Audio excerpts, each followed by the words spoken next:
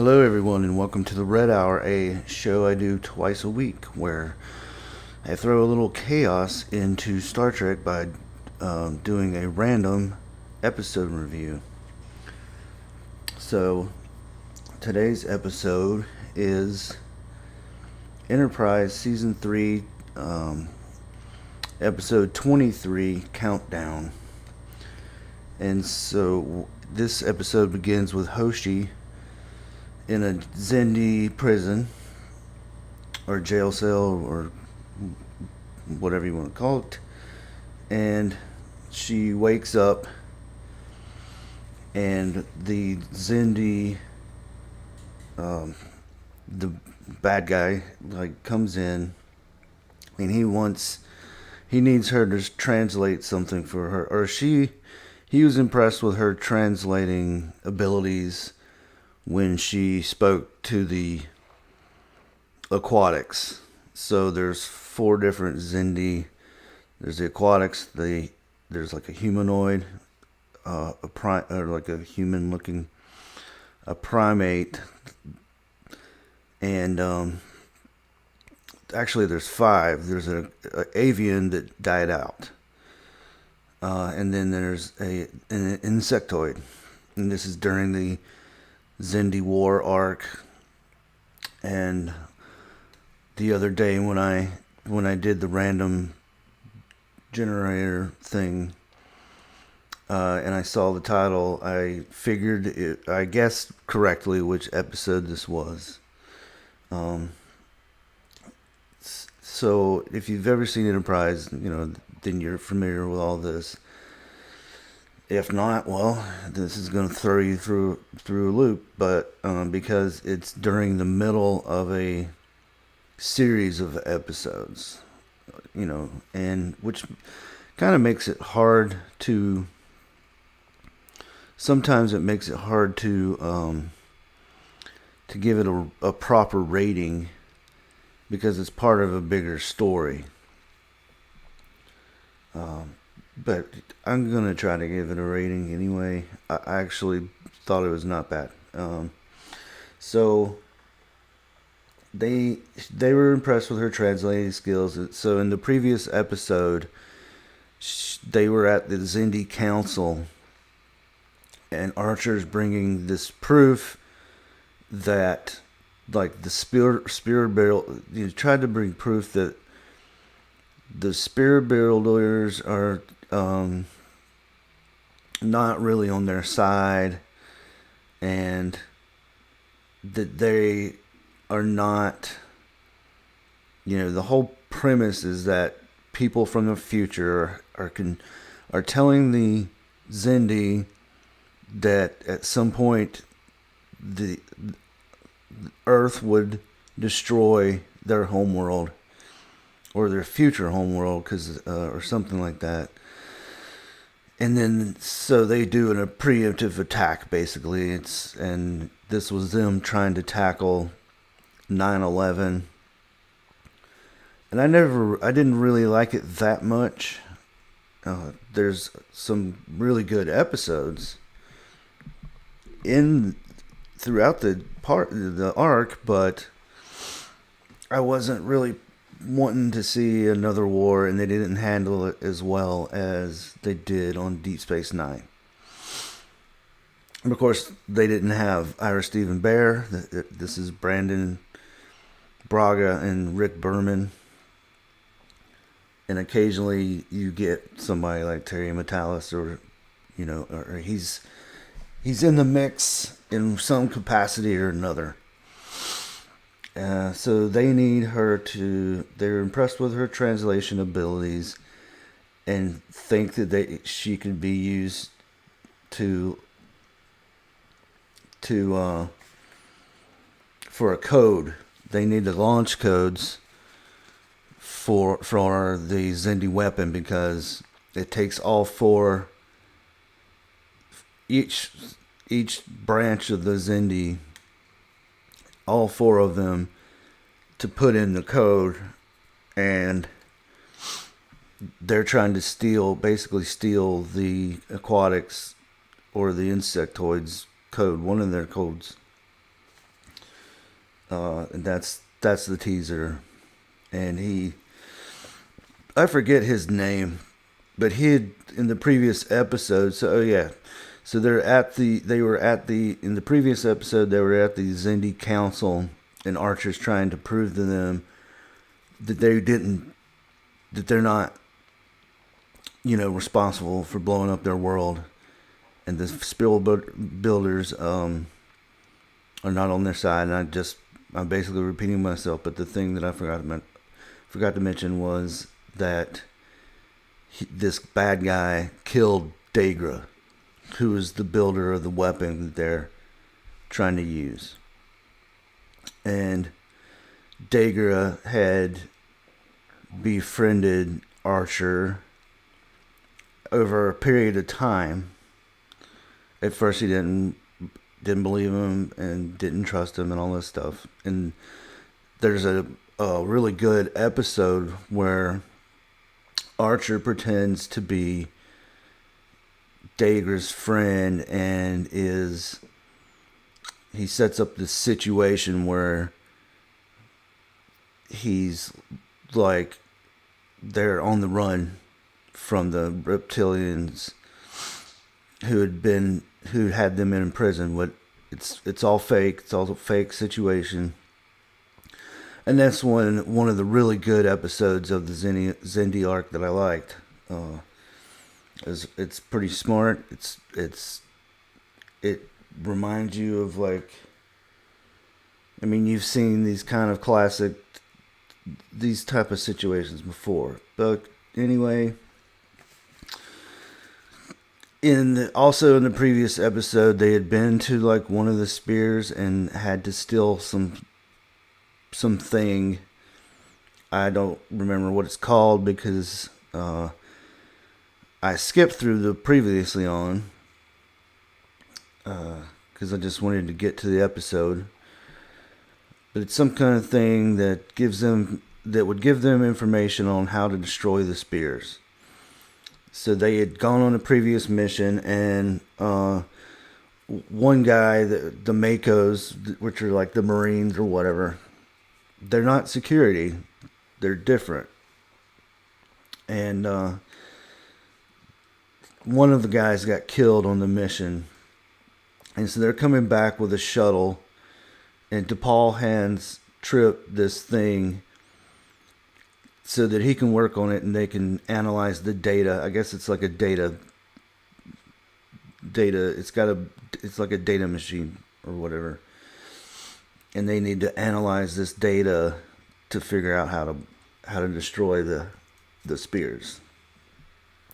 So back at the Xindi Council, these guys, the reptilians, had killed Dagra and got the hell out of there. And Archer's asking the other people, the other Xindis that are on their side, where the hell did they go? And they don't know, but they can try to figure out a way to track them. And then back on the Enterprise, Trip and T'Pol are attempting to analyze this data about the spears, and basically they think that all the spears are connected together, and there's like a central one.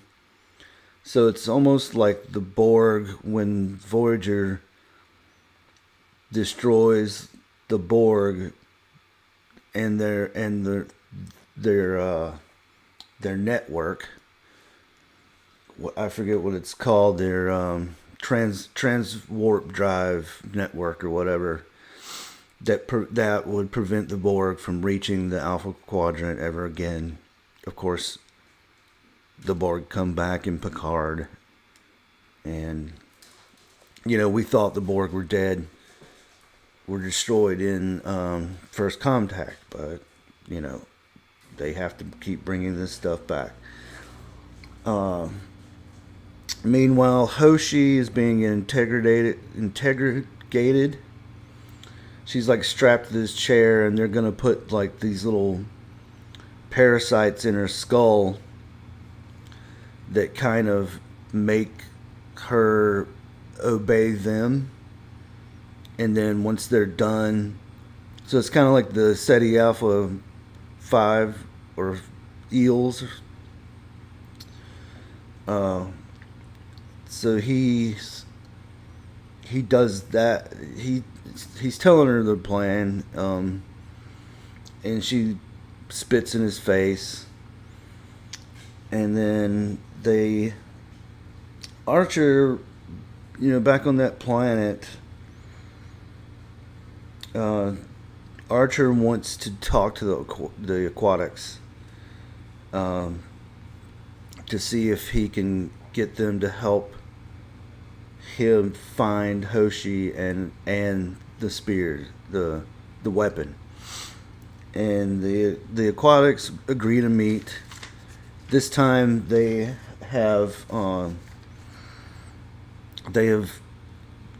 learned English. They learned their language, so they can talk to Archer without Hoshi. And Archer tells them, because they're like reluctant to help right now. Like, they were satisfied with the proof that Archer had brought them, but they're still under the belief that these spear builders are helping them. And he says, well, you've said that they helped you once. What exactly have they done? And they start to go away. And he says that he asked them, have they done anything to help the Expanse?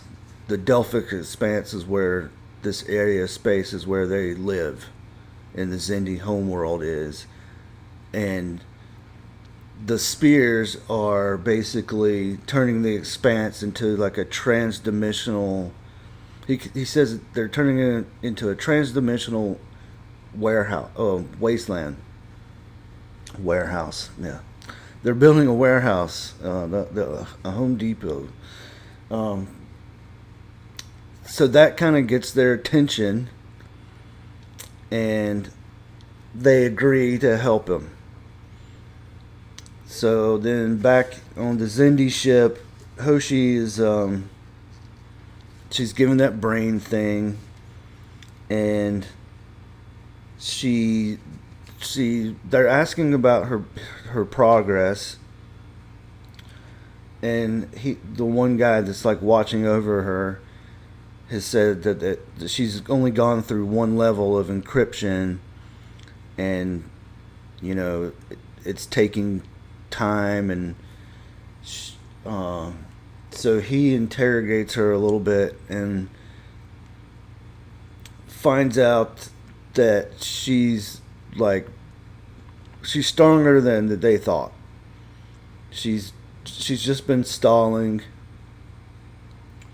She encrypted the launch sequence, and she tries to escape, but then they chase her down and get her back. And I'm gonna move this mic.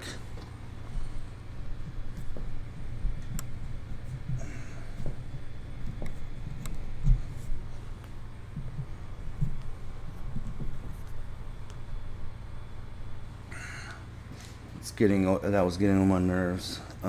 Sorry about that. If anybody's out there, or you're watching this in the future. So back on the Enterprise, T'Pol is throwing out these ideas on what they could do, and Trip keeps shooting them down, and she's getting irritated. And I don't remember what was going on at this time with her, but she, I think, wasn't doing meditation and stuff, so she's not suppressing her emotions properly, like Vulcans are supposed to do. So she's like visibly pissed, and she, talks to Trip, and Trip and says, why you keep turning down my proposals? And he's like, well, every single your proposals results in like blowing up the ship, or the ship blowing up or something. And I'm going to go back to engineering. Let me know when you come up with something that's not so dangerous, that doesn't involve killing us all. And he starts to leave, and she gets pissy, and then they have a conversation. And he's like, look, I know you're you haven't been sleeping, and you're going through a hard time right now, and I'm going through a hard time. We're all going through hard times. And so I say that they don't write war as good as on Deep Space Nine, but there are moments now looking back, and I've watched Enterprise, all the way through a few times over the years, and even fairly recently, within the past year or so. But you look at, and there it goes again. See, this is so irritating. Oh my god. But there are moments. There are good moments that maybe I didn't give the show good enough credit before.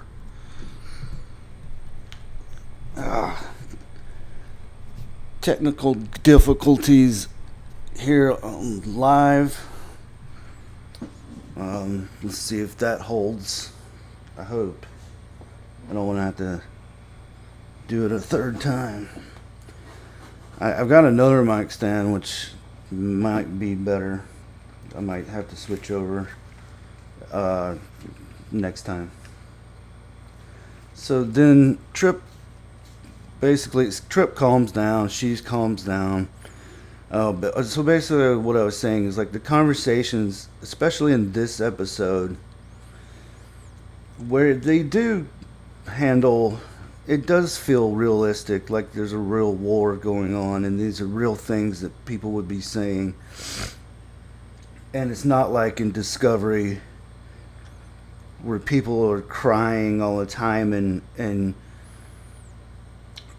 they talk about their feelings in a more adult manner, which I appreciate. And I think they did that in Deep Space Nine, and I think so. This is not better than Deep Space Nine as far as the war, but there's some good parts. There's good parts. So he agrees to give it another try, and keep working with her to try to figure out a plan and how they're going to do this without blowing up the fucking ship.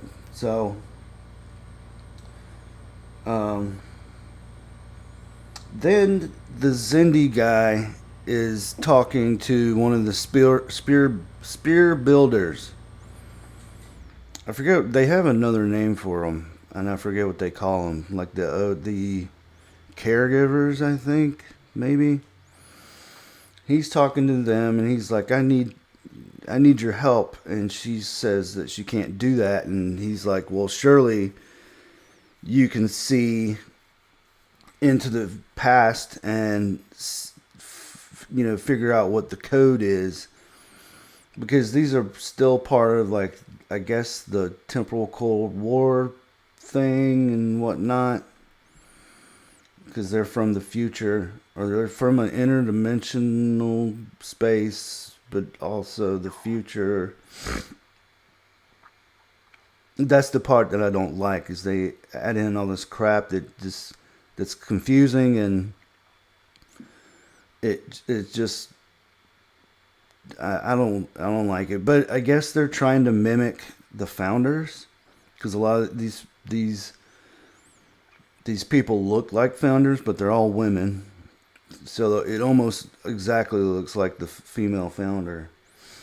So I guess they were trying to do that because that was that was popular, that worked. Let's try it again, but different.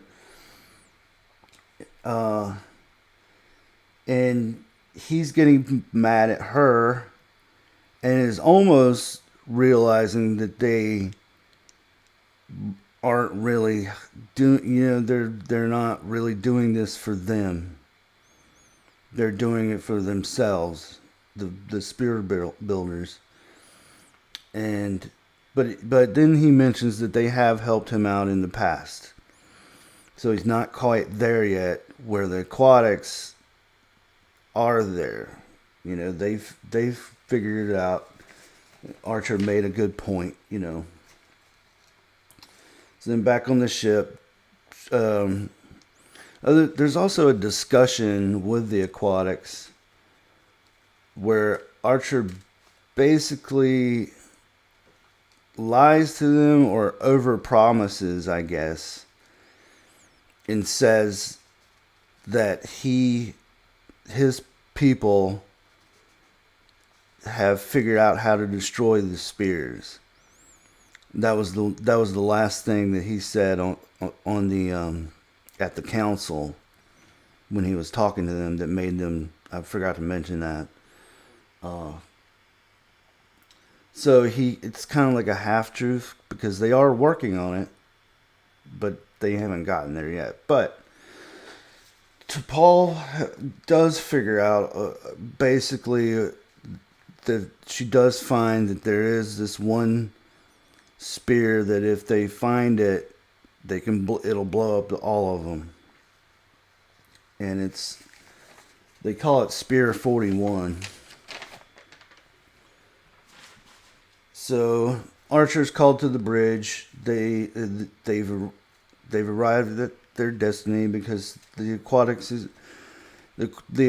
know where, or at least helping them find. That's what it is. Is the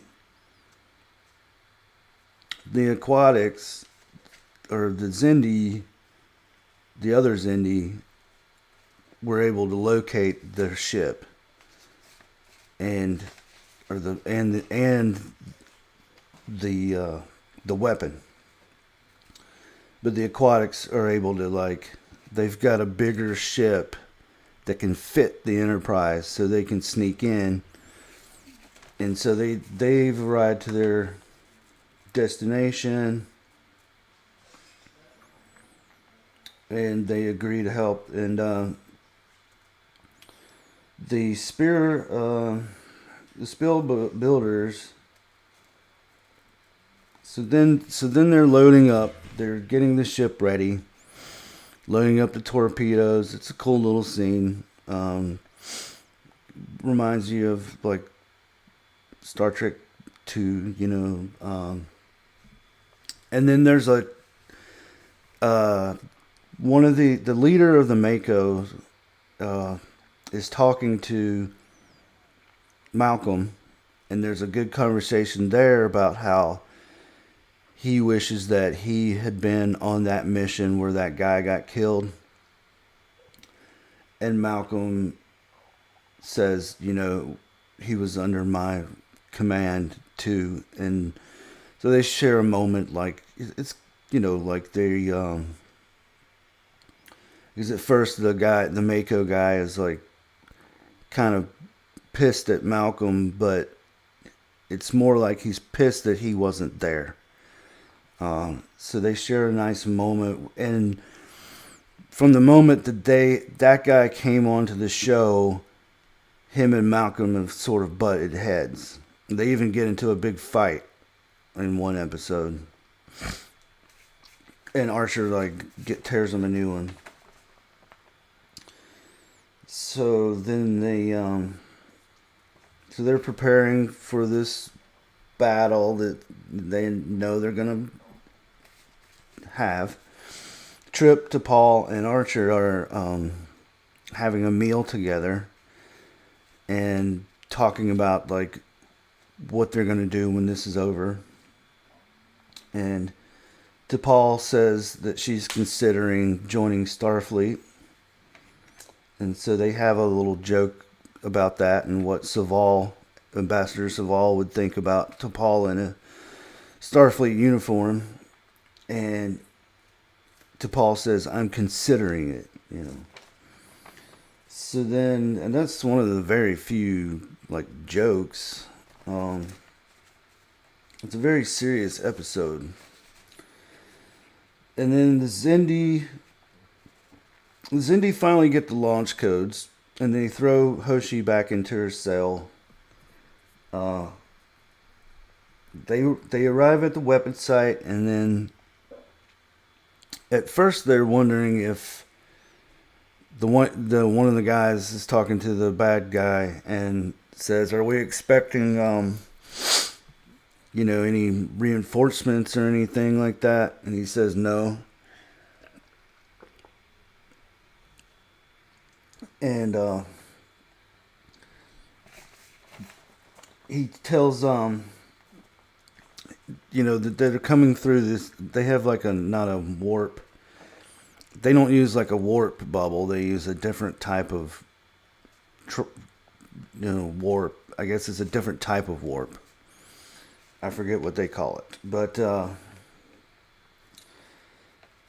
Archer, so they start attacking, and then the more ships come through, and that's why they have to carry the Enterprise, because the Enterprise doesn't have this type of warp technology. It's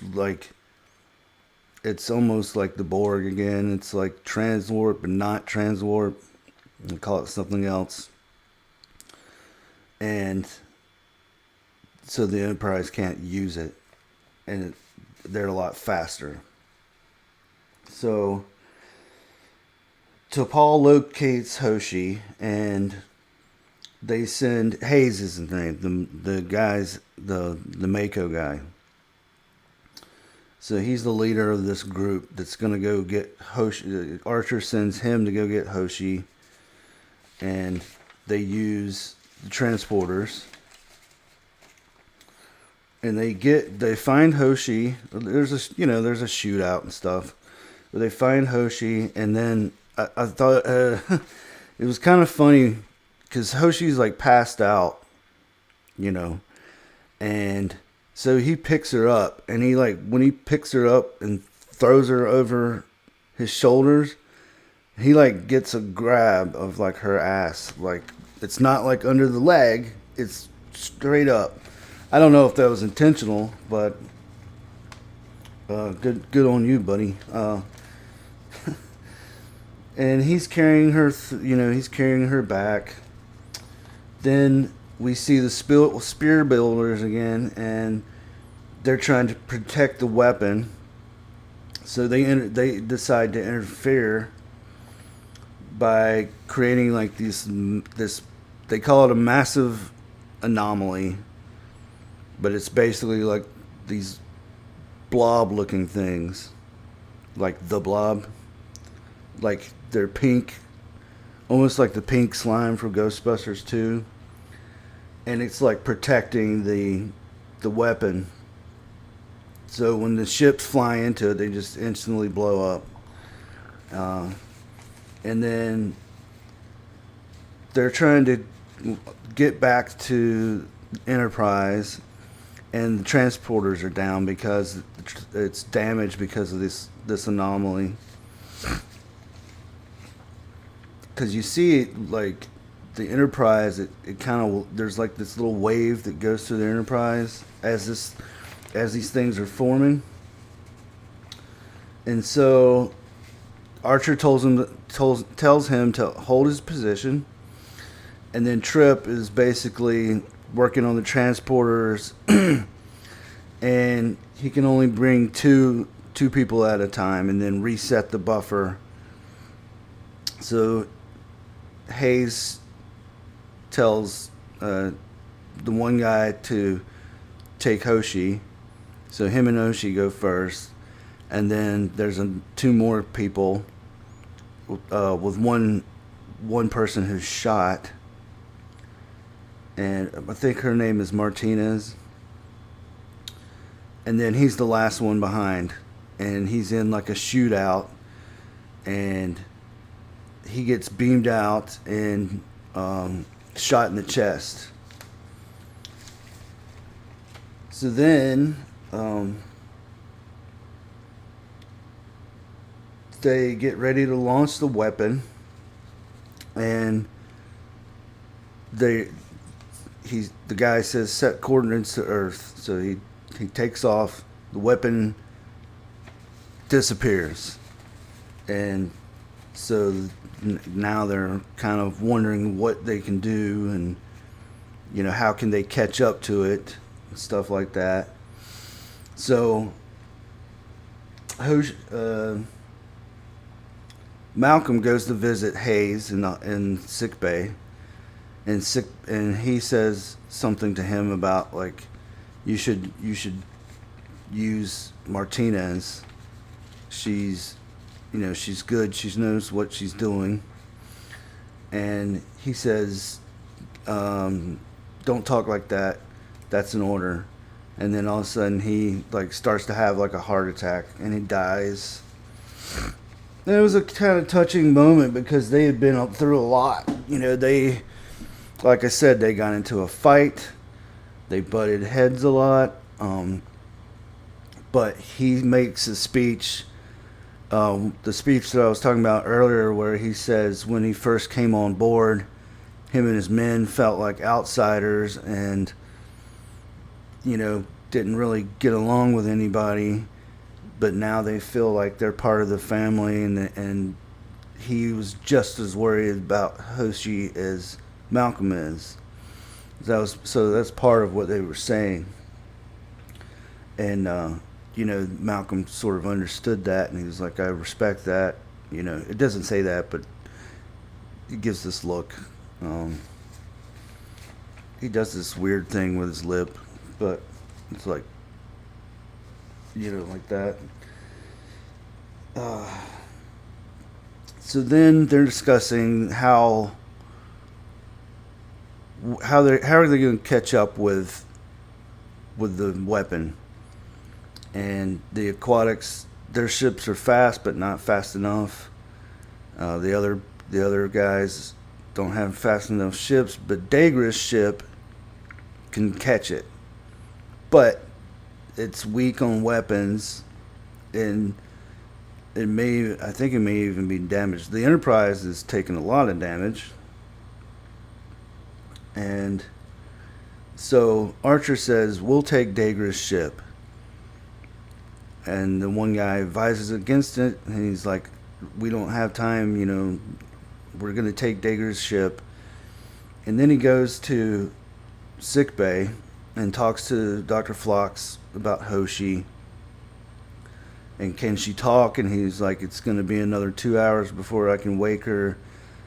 And then he says, well, we've got to move her to Daegra's ship because I have to talk to her so I can know what she saw on board the weapon.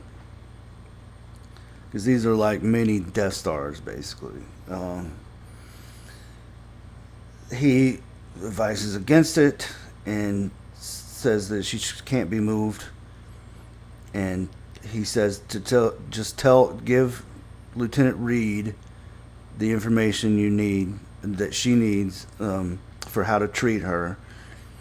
And he says he wants to go with them, and Archer tells him that he's needed here on the ship. So he suck it up, buddy. And then the last scene is the insectoids hail the reptilians, and they're pissed off because he killed Daegra, and they think that Archer can do something about the spears because the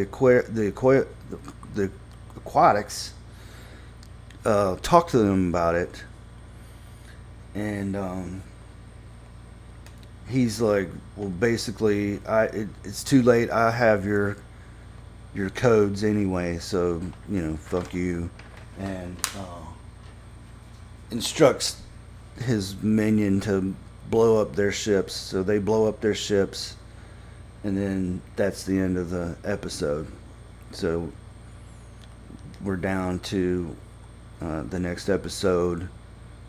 Um, is the last episode of the season.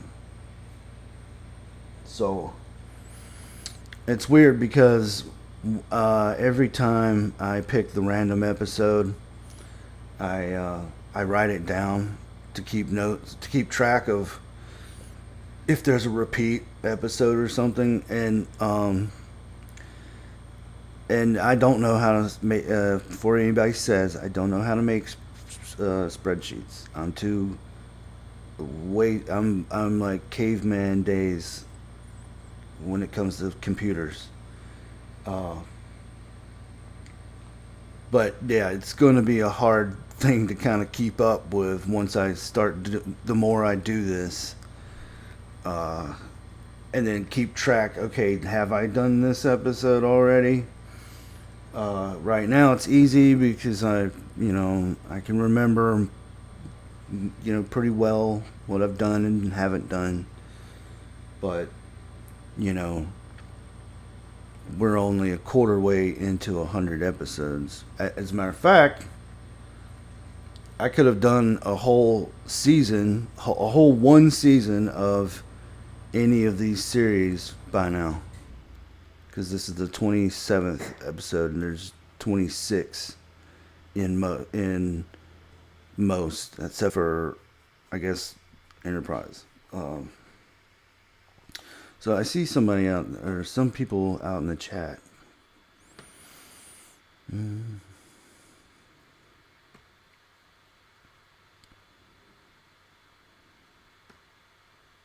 Most. So we have Gavin Blackburn.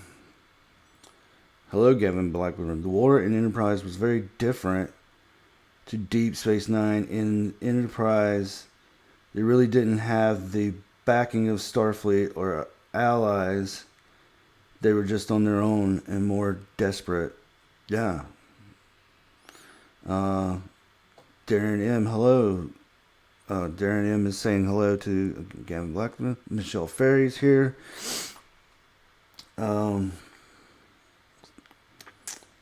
Michelle Ferry says I really like old Star Trek. I guess Star Trek more than new Star Trek.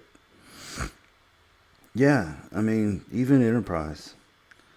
It's written more competently and more with adult, like they're not written like teenagers basically, and they're not talking like teenagers. It's just so, I know what they're trying to do. They're trying to appeal to Gen Z, but I'm pretty sure even Gen Z doesn't would rather have like adult conversations and not talk like teenagers. And are they even watching? That is the biggest question. So, now we get to the portion of the night where fate will choose a random episode. And I did manage to mess this one up too while scrolling through my phone last night. So it's on a Voyager episode. I'm not going to do that episode. I'm going to press randomize me or randomize again. And we have TNG episode 8 Future Imperfect. Now, I believe that is a repeat. I believe that is a repeat. I'm going to go check my book.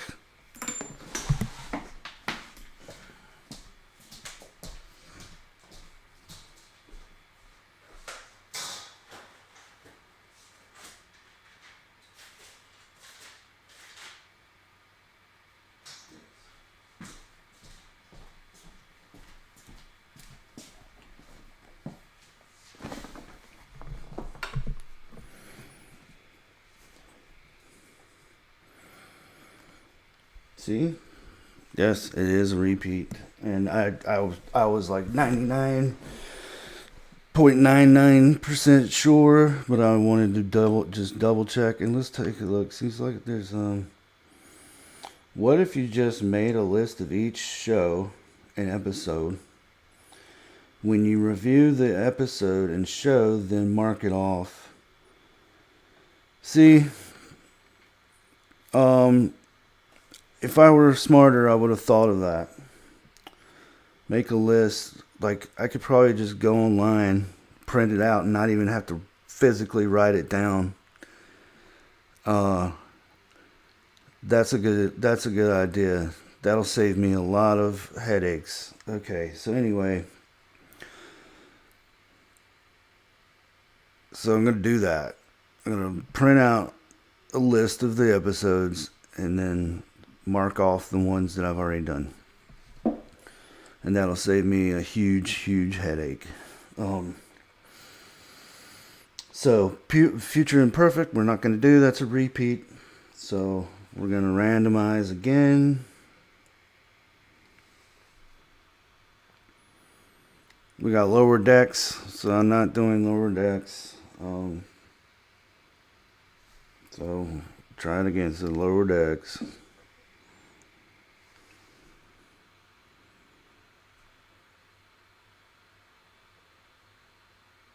This is season 5, episode 2, Darmok, and I'm pretty sure that's not a repeat. Check it again.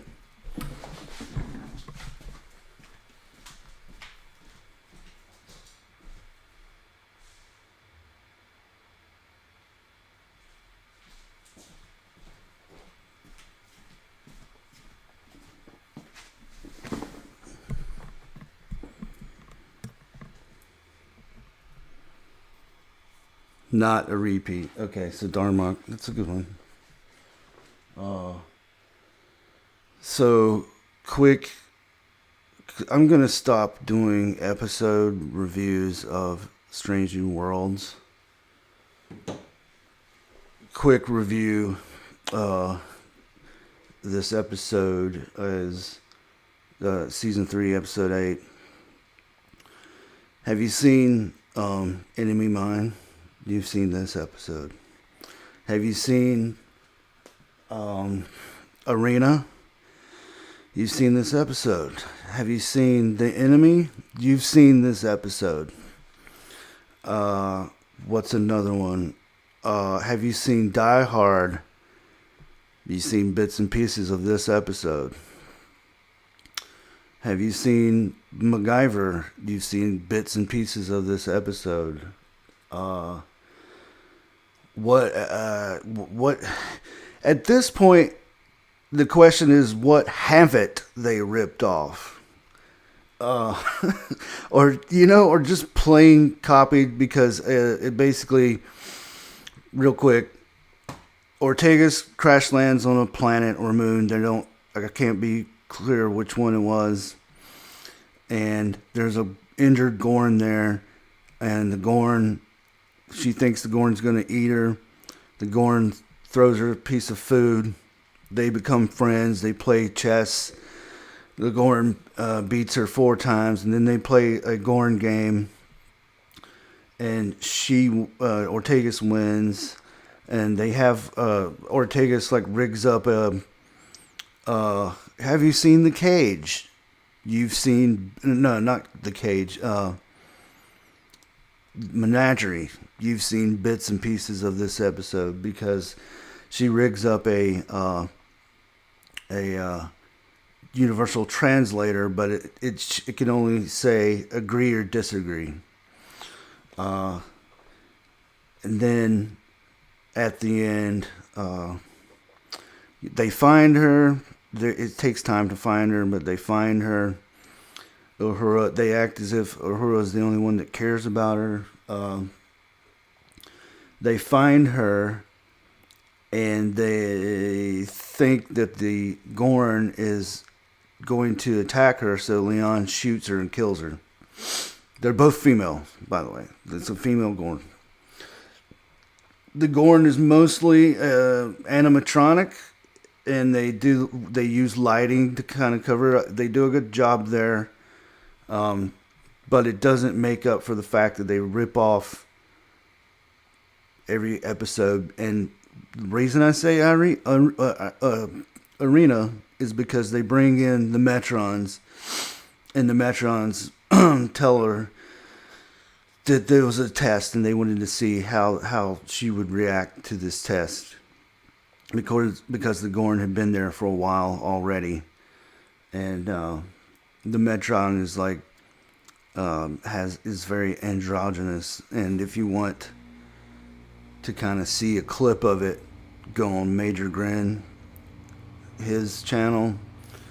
He's got like a quick clip comparison to TOS. So there's no original thought here. And it's boring. It's boring, and I think Gavin Blackburn said it was boring too. No,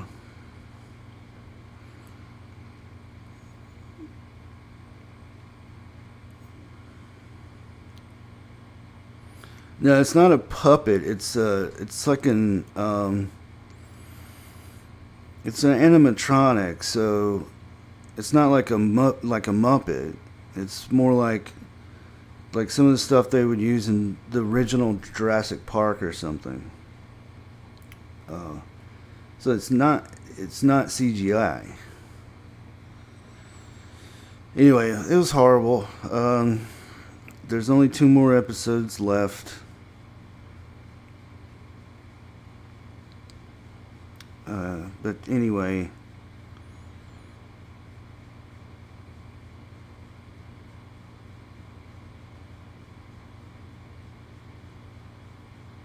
That's going to be it for me. I was just reading through the comments.